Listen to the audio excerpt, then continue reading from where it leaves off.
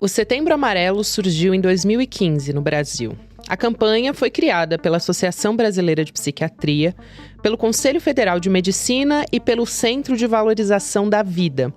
A promessa era conscientizar e prevenir o suicídio.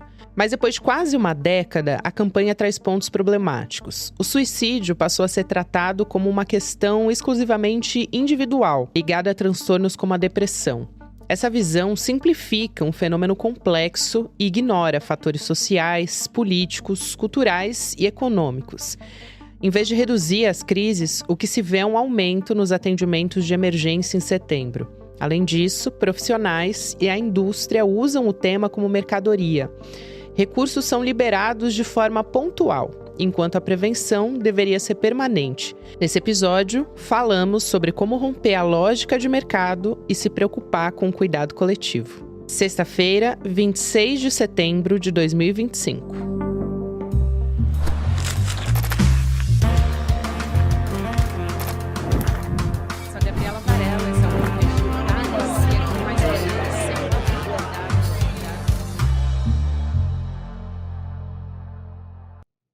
Olá, seja muito bem-vindo, seja muito bem-vinda. Eu sou a Gabriela Varela, esse é o Videocast em Detalhes que está começando. E aqui, sempre com um convidado ou uma convidada, a gente vai analisar uma temática importante do momento, nesse caso. Eu vou conversar, a minha convidada de hoje é professora, ela é palestrante, escritora, é a Mariane Santana, que também é pós-graduada em Psicologia Organizacional e Gestão de Pessoas e mestre em Teoria e História da Arquitetura e do Urbanismo. Falei tudo certo. Que Tudo bom certinho. te receber aqui. Bem-vinda.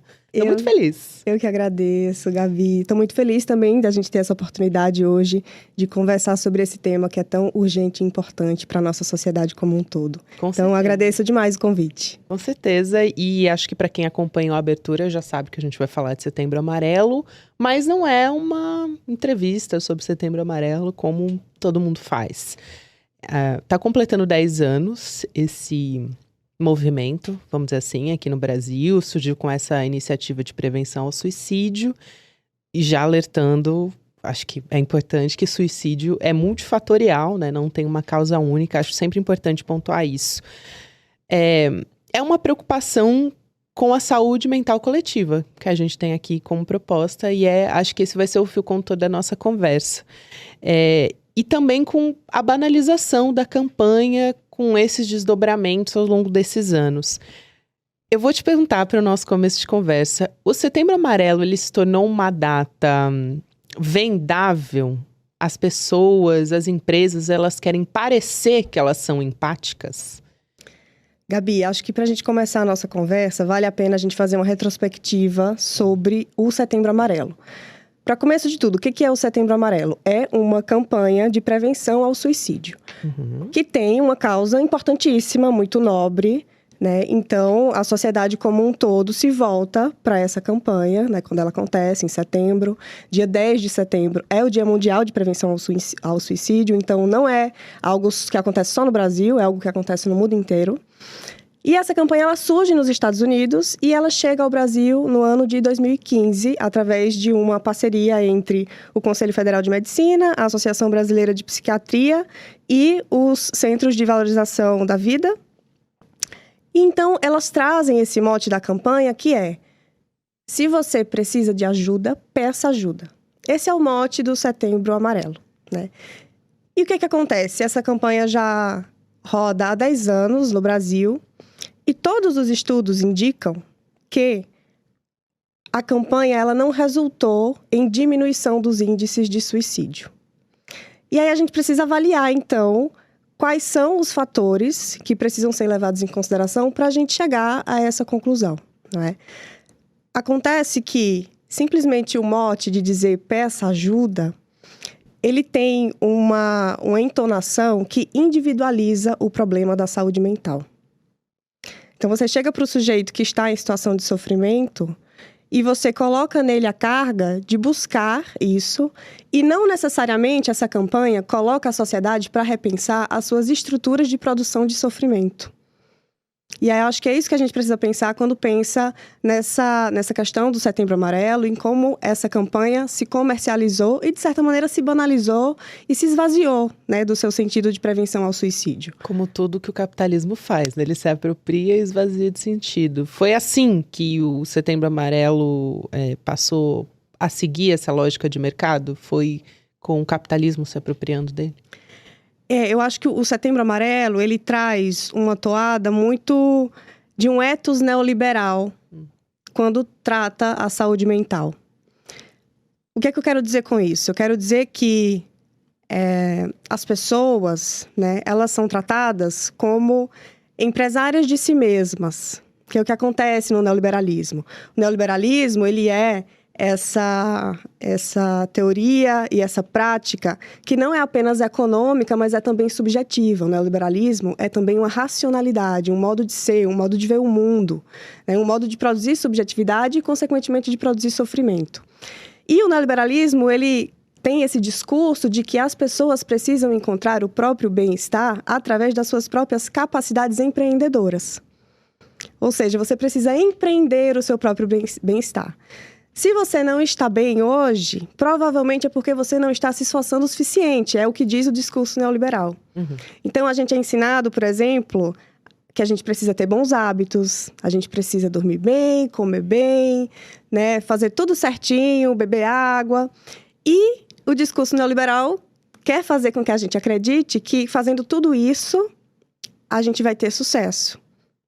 E desconsidera todos os fatores sociais, econômicos e estruturais que vão impactar na saúde mental dos indivíduos. Então, acho que quando a gente pensa o Setembro Amarelo, é importante pontuar isso que você já trouxe desde o início da conversa, que é a saúde mental não é uma questão meramente individual. Há um campo, né, que é associado a esse discurso que tenta reduzir a saúde mental a um aspecto unicamente biomédico, que vai dizer que é algo interno, que é algo do organismo, que é algo do mental. No entanto, nós somos seres biopsicossociais. Lógico, nós temos um corpo, nós temos um organismo, isso tudo, de certa maneira, condiciona o nosso funcionamento, mas também nós temos a nossa psique e temos o nosso papel social e a maneira como essa dinâmica social vai interferir na maneira como se produz sofrimento. Então, uma pessoa rica sofre diferente de uma pessoa pobre. Um homem sofre diferente de uma mulher. Uma pessoa nova sofre diferente de uma pessoa idosa. E a gente vê isso desde o início dos estudos sobre o suicídio. Se a gente buscar a própria origem da sociologia, da ciência própria que estuda a sociedade, um dos livros marcantes é justamente O Suicídio, do Émile Durkheim. E ele vai investigar e vai chegar à conclusão nesse livro de que o suicídio é um fato social. Ou seja, o contexto onde a pessoa vive vai influenciar nessa produção do sofrimento. Aqui no Brasil, a gente pode pegar algumas estatísticas, por exemplo. Então, no Brasil, de cada 10 pessoas que cometem suicídio, 5 são homens jovens negros, que são esses indivíduos que estão em situação geralmente mais expostos a trabalhos precarizados, que sofrem mais violência policial, que são aqueles que são mais assassinados, que sofrem mais essa violência de homicídio, que estão em maiores índices também como pessoas em situação de rua. Então, é um contexto que ultrapassa a questão do nosso organismo e reverbera também em como essa sociedade está construída. E quais são as perspectivas de amparo social também para esses sujeitos. Isso que você fala é muito importante, perspectiva. Porque como que a gente não entra num desalento, né? Porque é tão importante a gente falar sobre a causa do problema e não ficar só remediando ali na superfície, justamente porque a gente sabe que é multifatorial, que tem questões sociais, que o indivíduo ele é impactado pelo meio em que ele vive, enfim, pelos recortes que atravessam essa pessoa. E, de outro lado, dependendo da fragilidade que essa pessoa está passando, dela olhar para isso e ficar mais fragilizada e falar, não tem saída, então? Como que a gente resolve essa equação? É uma pergunta difícil, né?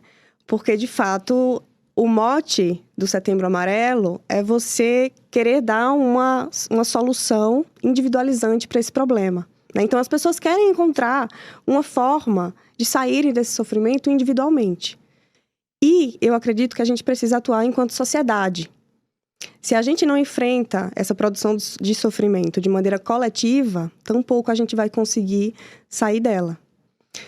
Eu vou te dar um exemplo muito claro, assim, quando eu pensei nesse exemplo, eu acho que ele explicita muito esse problema da saúde mental no Brasil. Nos últimos 2 anos, Gabi, a quantidade de auxílio-doença que foi dado para pessoas que foram diagnosticadas com ludopatia, ou seja, vícios em jogos, vícios em apostas... Que, aliás, aumentou em 2.300% nos últimos 2 anos.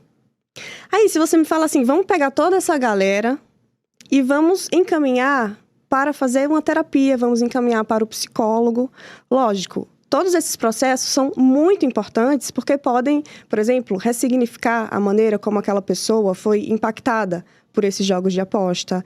Muitas vezes teve um impacto na própria dinâmica familiar da pessoa, conflitos que surgem daí, impactos na autoestima, endividamento, enfim, né, vários fatores sociais associados a isso, dos quais a terapia pode ser uma ferramenta importante. No entanto, se a gente não vai na raiz do problema, que é enfrentar as próprias bets, a própria plataforma e a maneira como ela está regulamentada no Brasil hoje, a gente não consegue sair desse buraco. Porque à medida em que a gente encaminha a pessoa para a terapia, outra está entrando ali na plataforma.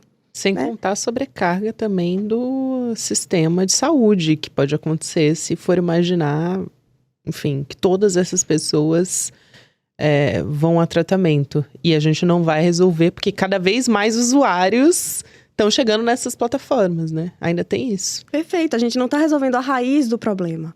Então, quando a gente discute saúde mental, nesse sentido, né, de entender a saúde como algo que é socialmente produzido ou não, é preciso investigar, então, as causas sociais atreladas a isso. Como que a economia participa desse circuito, como que a política participa desse circuito, né? E todas as relações de produção que estão envolvidas aí nesse processo de adoecimento das pessoas que tem crescido exponencialmente nos últimos anos.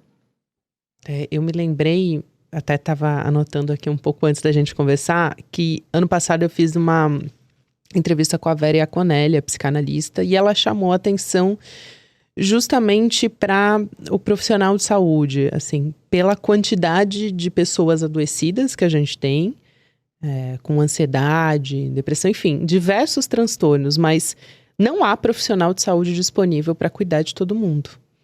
Então, a gente precisa, claro, e sem sombra de dúvida alguma, fortalecer o SUS, sempre olhando para essa perspectiva coletiva, mas pensando aqui também em fortalecer outras frentes, senão é uma sobrecarga, né? Se você não tem fortalecimento de projetos sociais, enfim, outros tipos de amparo que chegam para essas pessoas, parece que é algo basilar, não é isso? Perfeito, Gabi. Eu costumo brincar, falar que assim, cara, a gente tá colocando uma responsabilidade tão grande nas costas dos psicólogos do mundo, porque é isso, né? Existem diversas frentes de adoecimento no mundo hoje. Tem a questão do trabalho, tem a questão dos jogos, tem a questão climática, tem a questão política. Exatamente. Né? Surgem outros tipos de sofrimento. E aí a gente fala que é o psicólogo que vai resolver tudo isso sozinho. Então a gente está colocando uma responsabilidade gigantesca nas costas desses profissionais, quando na verdade a saúde mental ela é algo capilarizado em todas as frentes da nossa vida. A saúde mental ela acontece quando a gente tem um trabalho digno, quando a gente tem relações respeitosas, quando a gente tem acesso à saúde, acesso à educação emancipatória, quando a gente combate discriminações diversas, quando a gente tem acesso ao lazer, acesso ao tempo livre, porque essa é uma grande questão também de saúde mental, né? Quando a gente discute, por exemplo, o fim da escala 6x1 no Brasil, geralmente essa pauta está colocada ali no âmbito da economia. Mas ela precisa também ser encarada como uma pauta de saúde mental. Porque esses trabalhadores estão adoecendo por viverem apenas servindo ao trabalho. Trabalhando 6 dias por semana e no único dia que eles têm supostamente livres, eles precisam limpar a casa, resolver problema no banco, enfim, fazer diversas outras atividades e não necessariamente nutrirem a si mesmos. Terem tempo para cuidar de si, para fazer uma atividade física. Porque tudo isso passa também por elementos que são econômicos, que são de classe, de raça, de gênero.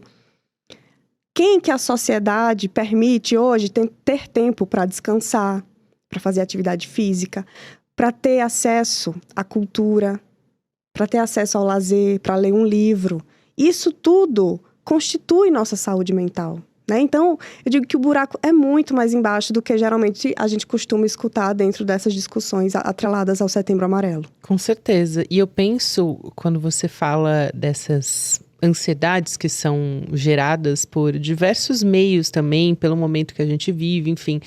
Cada pessoa vive num contexto específico, mas a maior parte de nós, eu diria sem sombra de dúvida, está sendo impactado por rede social.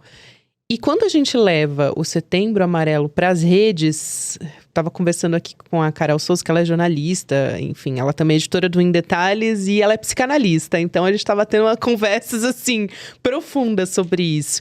Mas no quanto só o fato de ir para a rede social, ela estava questionando, já não individualiza esse processo, né? Porque aí você está colocando o eu ali nessas redes. É sempre sobre o indivíduo, não sobre o outro, né? Essa coisa de você ter, de pensar por essa perspectiva coletiva na rede é muito difícil. E você é uma pessoa que contribui muito para deixar o nosso espaço nas redes com acesso a conhecimento. Então, obrigada por isso, inclusive, ainda bem que a gente tem acesso à sua rede. Mas acho que você pode falar sobre essa experiência também.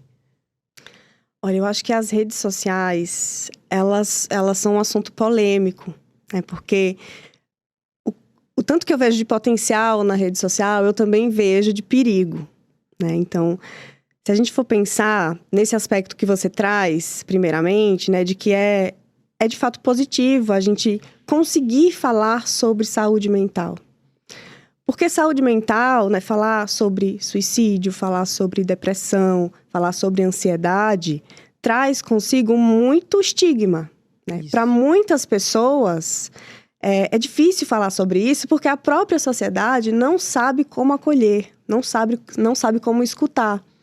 Isso vem do próprio discurso neoliberal que nos ensinou que demonstrar fraqueza, demonstrar vulnerabilidade era coisa de gente que é incapaz. Que é coisa de gente fracassada. A gente aprendeu isso. Que a gente não pode demonstrar fraqueza. E com os homens isso é algo bem importante, né? Não é à toa que a maioria dos suicídios no Brasil são de homens, jovens e negros, que aprenderam que eles precisam dar conta de tudo e que eles precisam ser os provedores. Então eles não podem demonstrar fraqueza. Eles não podem dizer, olha, eu não estou dando conta aqui. Então eu acho que, assim, antes de tudo, a gente conseguir falar sobre saúde mental é positivo, porque a gente mostra que, você não está sozinho. Tem muita gente que está passando por isso. Não é um problema unicamente seu. É um problema coletivo, mas a gente esconde muito bem. E é um perigo que a gente esconda tão bem. O aspecto positivo é também falar pelo coletivo. O problema é quando você individualiza. Perfeito, perfeito. E aí, nesse sentido, as redes sociais, elas são essa mistura de elementos, né, e de ambiguidades, porque ao mesmo tempo em que elas possibilitam que a gente atue em rede, que a gente escute vozes diferentes e aprenda perspectivas diferentes, né, e veja outros contextos, saia às vezes da nossa bolha. Ao mesmo tempo que acontece isso, elas também contribuem em muito para o nosso adoecimento, a depender da maneira como a gente lida com essas redes. E aí, a gente pode pensar, por exemplo, nesse aspecto de intensificação da comparação da nossa vida, Com vidas perfeitas. Então, quem você segue é fundamental para isso que você está falando. Né? Se a gente pensar nos principais influencers do Brasil hoje, são influencers de lifestyle que vendem esse ideal de sucesso, né? De uma vida perfeita, de uma vida com dinheiro, com viagens, com boa comida, que não precisa tá nesse corre que a gente está acostumado a estar, né? Então, assim, isso tudo está atrelado também a esse ideal de sucesso dentro do neoliberalismo. E se a gente se compara, né, a gente compara os nossos bastidores ao palco dessas pessoas, a gente fica com a sensação de que a gente fracassou um pouquinho, né? Não é à toa, o Paulo Freire dizia... Tudo diz isso pra gente o tempo inteiro, né? Não, o Paulo Freire dizia que o capitalismo, ele é expert em transferir o fracasso do sistema para os indivíduos. Porque quem fracassou em 99% da humanidade não ter acesso a condições dignas foi o próprio sistema. Não é o indivíduo, né? Então, as redes sociais, se a gente não atua criticamente dentro dessa frente, elas podem ser uma ferramenta muito perigosa. E junto com isso também a gente vê, nos últimos anos, um acirramento das questões de ódio dentro das redes sociais.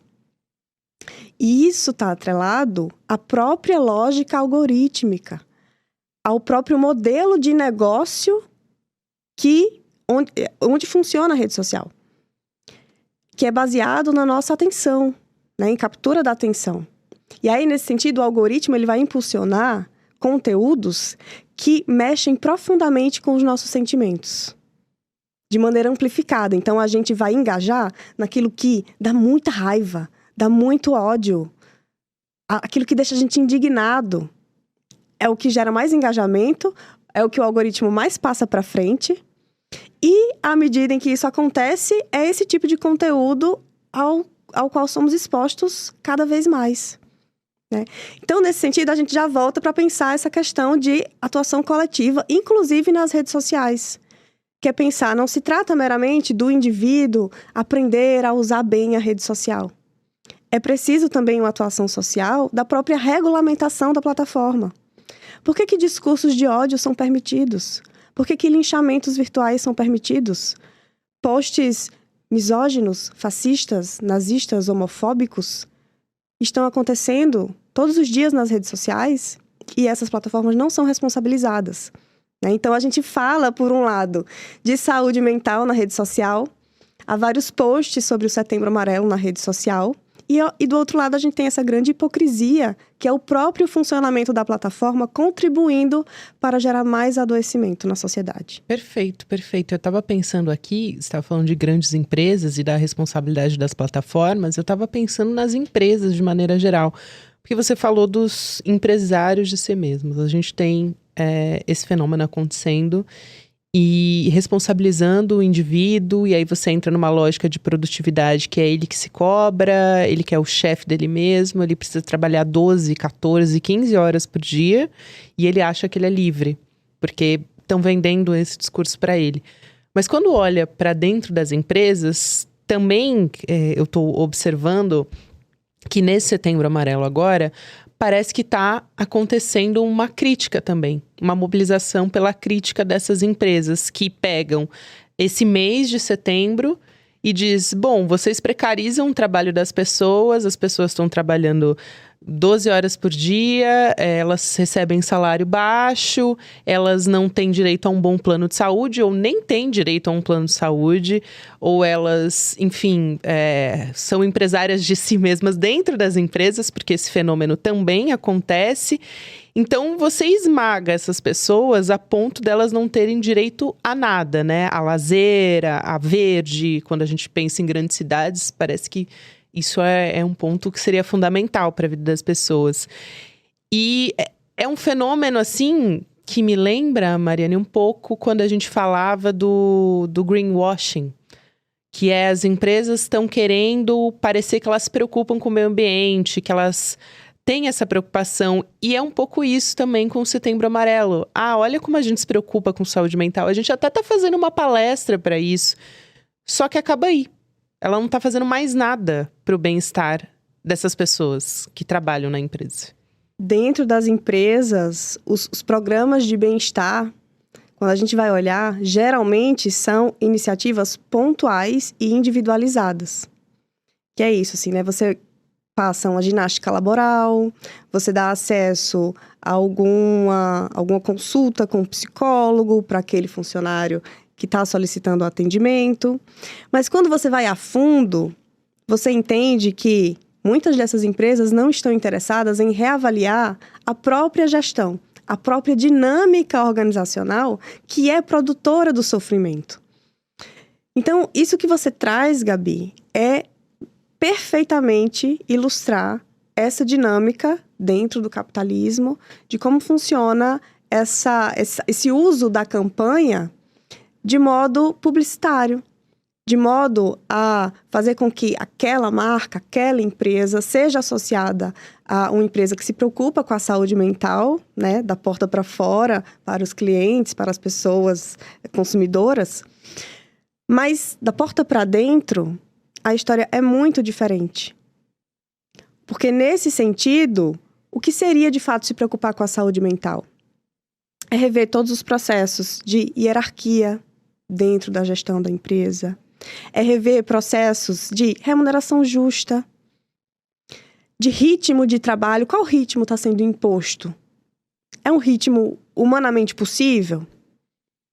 A gente vê aí processos de demissão em massa, sem nenhum critério objetivo, sem nenhuma transparência, sem nenhum diálogo, né? Então, questões de saúde mental dentro do campo organizacional precisariam ser encaradas dentro da própria estrutura da organização, né? Senão a gente, de novo, está jogando a culpa só no indivíduo. E aí a gente fala para o funcionário que ele precisa, então, gerenciar melhor suas emoções. Sim, ele está em burnout, mas aí você não faz nada para melhorar o contexto. Precisa trabalhar a sua resiliência, ou seja, a gente ensina as pessoas que elas precisam se adaptar mais ao sistema e não questionar esse sistema. E a gente mantém tudo como está, pede que as pessoas tenham hábitos saudáveis, né? Mas, ao mesmo tempo, a gente continua expondo essas pessoas ao ambiente extremamente estressor. E aí, nesse sentido, não há saúde mental que se sustente. Mariane, eu quero muito agradecer a sua presença aqui. Foi um prazer enorme te receber. E eu acho que para a gente fechar, nesse minuto final aqui, conversar com você só me dá mais certeza que a única saída que a gente tem é coletiva. Acho que isso é fundamental aqui, de toda essa conversa que a gente teve. Que é só um começo de conversa, né? Meia hora é muito pouco porque a gente poderia de questionar, enfim, e de olhar também para o sofrimento das pessoas, porque ele existe, ele está aí, ele precisa ser cuidado, mas a gente não pode deixar de olhar para o que está causando tudo isso. Então, obrigada. Muito obrigada, Gabi. Conte sempre comigo quando precisar por aqui. Até a próxima. Vamos te receber pessoalmente. Até mais. Até mais.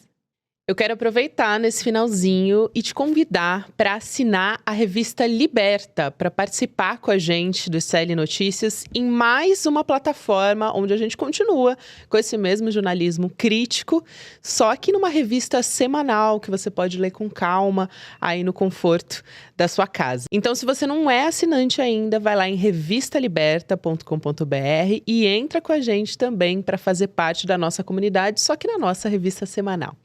Agora tem o Mercado Investimentos, na sequência tem o Rolê ICL e você pode ouvir o Em Detalhes também nas plataformas de áudio em qualquer momento do seu dia. Até a próxima. Você morre de medo de fazer um investimento que não seja a caderneta de poupança ou o CDB do seu banco? Que bom! Que bom, claro, porque o medo é uma coisa que protege a gente. E enquanto você não adquirir o conhecimento que você precisa ter, fique com o teu medo, para não cair em nenhuma dessas roubadas que estão o tempo inteiro sendo oferecidas na internet. O que eu venho te dar hoje é um presente. No dia 28 de setembro, um domingo, às 8 horas da noite, eu vou dar uma aula para te ensinar todo o básico de finanças e investimentos de uma maneira muito simples. O Guia da Liberdade Financeira. Domingo, dia 28, às 8 horas da noite. Cine Liberta, um programa de cinema do ICL que abre as portas para um acervo com mais de 200 documentários nacionais e internacionais reconhecidos mundialmente. Toda sexta-feira, às 7h, selecionamos um documentário especial para você. Histórias que emocionam, revelam e transformam a forma de como vemos o mundo. Depois da sessão, nós vamos receber convidados especiais para comentar o filme e discutir os pontos de cada obra. Cine Liberta, toda sexta às 7h em nossos canais do YouTube. E para mergulhar no catálogo completo, acesse o ICL+.